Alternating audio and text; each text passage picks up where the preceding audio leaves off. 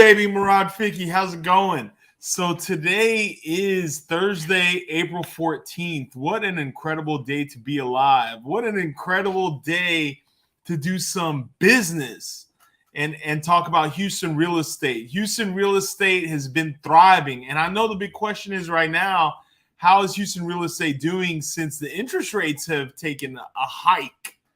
You know, a lot of people think that, oh my God, they raised the interest rates, the market's going down. And that is not necessarily true. And we're going to see the numbers right now. The March numbers have just came out. It is fantastic. I want to know, how are you doing? Make sure you like, comment, share. Let me know, how are you doing? How's the week going?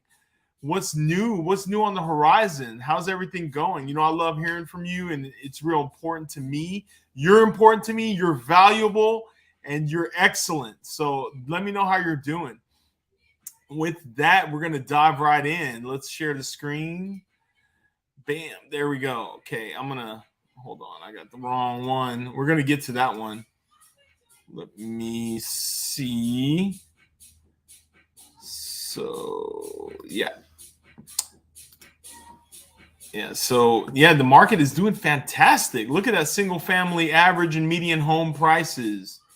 And we'll definitely go into that one shortly. All right, let's start with just the general numbers. I wanted to get into those first. You'll see total property sales. Now, when we compare the sales data, we're looking year over year. So we want to compare March 2022 with March 2021. That way it's respective of the time period and, you know, the fluctuations. There's seasonal changes, and that's just, you know, typical. So we definitely want to compare it exact. And if you look at March 2022 over March 2021, total property sales were up 4.3%. It is cooling a little bit because sales have been up much higher in recent months, but that's still good. I mean, it's still up 4.3%. Total dollar volume is up 15.7%.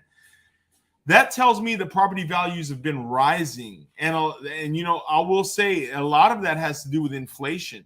Low inventory and inflation. When inflation meaning prices are rising. You've seen gasoline prices go up. You're seeing milk go up, butter, any and everything. Prices are going up. So with that, real estate goes up just with everything else.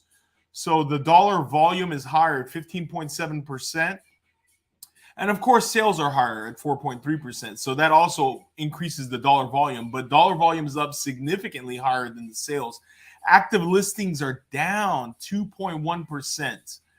So that means we're still low on inventory. Inventory is still a little bit lower than we would like to have it.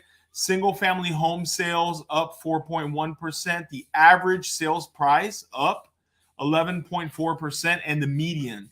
When you look at the average sales price and the median, and those were both up significantly higher than last year, than a year ago, that tells us that, you know, values are rising. Inflation has something to do with that.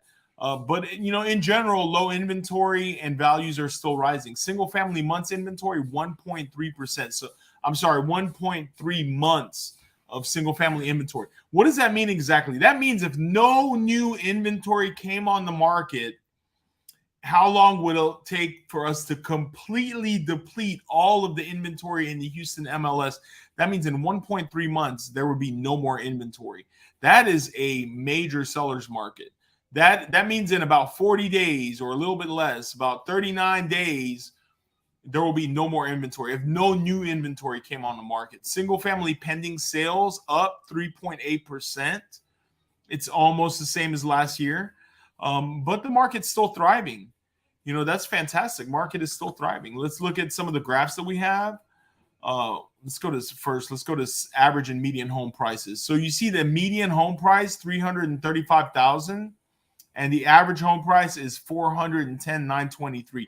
And you can see over time the trend is ticking upwards. The market is cyclical, but you can see it's still ticking upwards. Over time, the market rises. That's why it's great to own hard assets, real estate, something you can get out there and touch. You know, unlike paper, stock, bonds, those are paper assets. and nothing wrong with them. You know, I have those too, but hard assets rise over time. So that's a great asset class to be invested in is real estate. And then we'll look at let's see, the single family home sales. 9,693 units. You can see the trend. The trend is going upwards, and it will continue to go upwards, especially with inflation. Especially with inflation. And then we look at townhouse condominium sales, 861 units. And you can see the trend over time, always ticking upwards, doing great. 861 units for March 2022. So just go right back to the chart briefly, let you get a screenshot of that. The market is still healthy. The market is still thriving.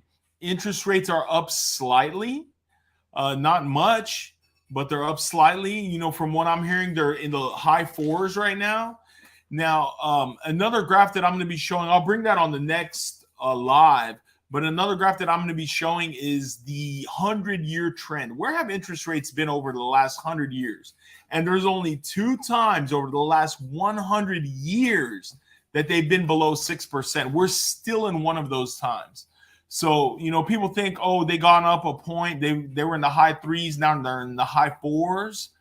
They're saying, I'm going to wait till it goes down. Probably not going to happen, especially with inflation. They've got to get a grasp on that, and they're going to keep rising rates. Likely, the rate will keep going up through the rest of the year. So if somebody's on the fence, you're thinking about selling, you're thinking about buying, I would jump on it right now while rates are still low. So that's just something to think about.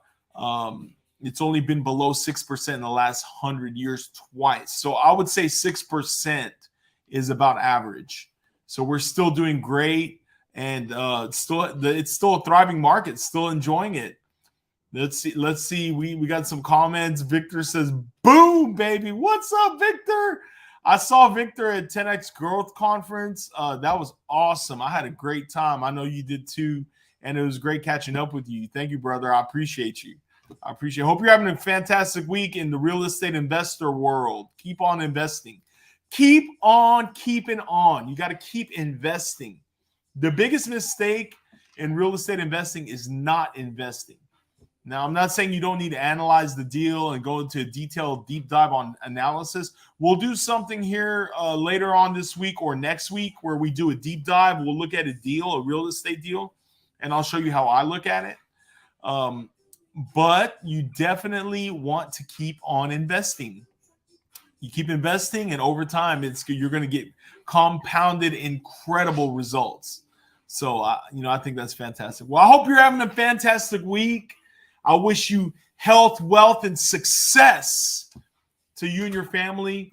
God bless. Thank you for staying in with me and checking in with me. I hope you enjoyed this, and I'm going to see you soon.